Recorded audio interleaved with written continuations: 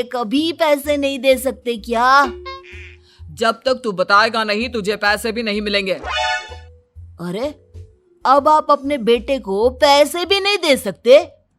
नालायक, तेरी उम्र के लोग नौकरी करते हैं और एक तू है जो नौकरी करने का नाम ही नहीं लेता कभी। आप लोगों के होते हुए भला मैं नौकरी क्यों करूं? अरे हम कब तक पैसे देंगे तुझे? तुझे भी तो अपने पैरों पर खड़ा होना होगा ना। कौन सा उधार के पैरों पर खड़ा हूं? अपने ही तो पैरों पर खड़ा हूं मैं। इसी तरह रौनक दिन प्रतिदिन लापरवाह होता जाता है। उसकी लापरवाही को देखते हुए अरविंद और कमला अपने बेटे की शादी कराने का फैसला लेते हैं और 1 महीने के अंदर अंदर ही रौनक की शादी मेघा नाम की लड़की से करा देते हैं। शादी के कुछ दिन बाद, रौनक, मुझे एक अच्छी सी साड़ी चाहिए, आप ला दोगी ना? हाँ, क्यों नहीं। कितने तक की आती है साड़ी? यही करीब 5,000 तक की। तुम चिंता मत करो, मैं आज ही डैडी से पैसे मांगकर तुम्हारे लिए साड़ी ले आऊंगा। आप कब तक ऐसे ही अपने पापा से पैसे मांगते रहेंगी? कोई अच्छी सी नौकरी क्यों नहीं कर लेते आप? अरे डैड के होते हुए मुझे नौकरी करने की जरूरत ही क्या है? पर आप ऐसे कब तक उनसे पैसे मांगते रहेंगे? कुछ आपको अपने दम पर भी तो करना होगा ना। अब तुम भी बाकी लोगों की तरह मुझे ज्ञान देना शुरू मत कर देना। साड़ी चाहिए ना तुम्हें, मिल जाएगी बस। इतना कहकर रौनक अपने पिता से पैसे मांगने चला जाता है। डैडी, मुझे 5,000 रुपया चाहिए। अब 5,000 क्यों चाहिए तुझे? वो मेघा को साड़ी चाहिए थी। अरविंद आगे बिना कुछ कहे चुपचाप उसे पैसे निकाल कर दे देता है। कुछ दिन बाद, तुम्हें नहीं लगता कमला, रौनक हम पर पहले से भी ज्यादा डिपेंड हो गया है? मुझे तो अब उसके भविष्य की चिंता होने लगी है। कल को हमें कुछ हो गया तो वो क्या करेगा? काश तुमने पहले ये सोच लिया होता तो आज हमारा बेटा इतना लापरवाह नहीं होता। तब मुझे कहाँ पता था कि मेरा लाड प्यार उसे इतना बिगाड़ देगा कि वो इस हद तक लापरवाह बन जाएगा। कोई बात नहीं, अभी भी देर नहीं हुई। मुझे पता है उसे कैसे सुधारा जा सकता है। कैसे? अरविंद कुछ कहता उससे पहले रौनक वहां आ जाता है और पैसों के लिए हाथ फैलाने लगता है। डैड, मैं और मेघा बाहर घूमने जाना चाहते हैं। अरे वाह, ये आज सूरज कहाँ से निकला है? Dad please. अच्छा चलो अब मुद्दे की बात करो। मुझे अब 25,000 चाहिए। अब तुम्हें 1 रुपया भी नहीं मिलने वाला। अगर तुम्हें पैसों की इतनी ही जरूरत है तो कोई ढंग की नौकरी कर लो। मम्मी, आप कुछ कहिए ना डैड को। बेटा, वो गलत क्या बोल रहे हैं?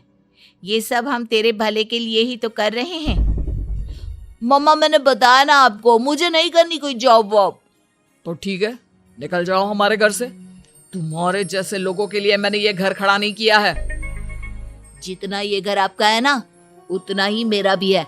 मैं कहीं नहीं जाने वाला। जाना तो पड़ेगा ही तुझे, क्योंकि अब मैं तेरा कोई भी खर्चा नहीं उठाने वाला। ठीक है, मत उठाइए मेरा खर्चा, मैं अपने दम पर भी जी सकता हूँ। तो बेशर्मों की तरह अब तक यहाँ क्यों खड़ा है? अपना सामान ले और निकल जाए यहाँ से। रौनक पैर पटकते हुए वहां से चला जाता है। घर से निकालना जरूरी है क्या उसे? बिना पैसों के कौन रखेगा उसे किराए पर? अगर उसका भविष्य सुधारना है तो हमें अपने दिल पर पत्थर रखकर ये कदम उठाना ही होगा। दोनों बात कर रहे होते हैं कि रौनक अपनी पत्नी के साथ एक बड़ा सा बैग लेकर घर से निकल जाता है, लेकिन घर से बाहर उसे कोई भी मुफ्त में अपने घर किराए पर नहीं रखता। अंत में थक हार कर वो फिर से अपने घर चला जाता है। क्या हुआ? थोड़ी देर पहले तो दहाड़ते हुए घर से निकला था, अब क्या हुआ? नहीं रखा ना किसी ने तुझे किराए पर? डैड प्लीज, मैं कुछ दिनों में कोई अच्छी सी नौकरी शुरू कर दूंगा। आप तब तक तो हमें रख लीजिए प्लीज। सुबह से रात हो चुकी है लेकिन कोई हमें रखने को राजी नहीं है। अब आप ही बताइए, इतनी रात को मैं मेघा को लेकर कहाँ जाऊंगा? ठीक है, बहू की वजह से मैं तुझे घर पर रख रहा हूँ, लेकिन तू इस घर में एक बेटे की नहीं बल्कि एक किराएदार की हैसियत से रहेगा। 3 महीने हैं तेरे पास। इन 3 महीनों के अंदर अंदर मुझे तेरी पहली तनख्वाह हाथ में चाहिए, समझ गया?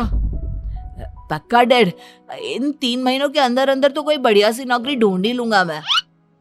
ऐसे ही धीरे धीरे समय बीतने लगता है और अरविंद के दिए 3 महीनों में से 2 महीने बीत चुके होते हैं। पापा जी ने हमें 3 महीने दिए थे, जिसमें से 2 महीने तो बीत चुके हैं। अब ये आखिरी महीना बचा है।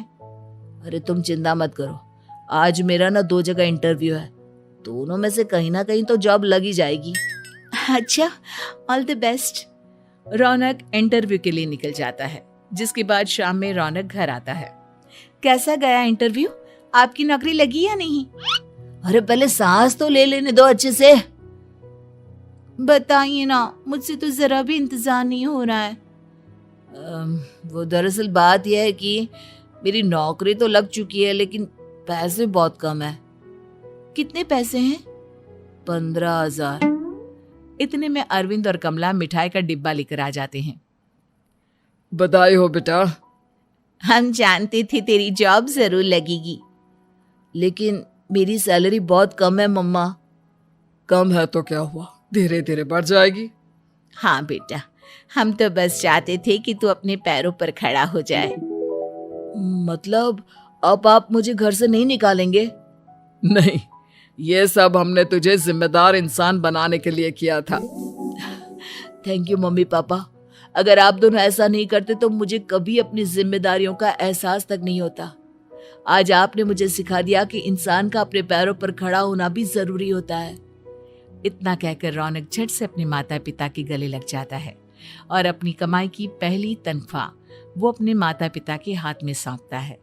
इस तरह रौनक एक गैर जिम्मेदार व्यक्ति से एक जिम्मेदार व्यक्ति बन जाता है।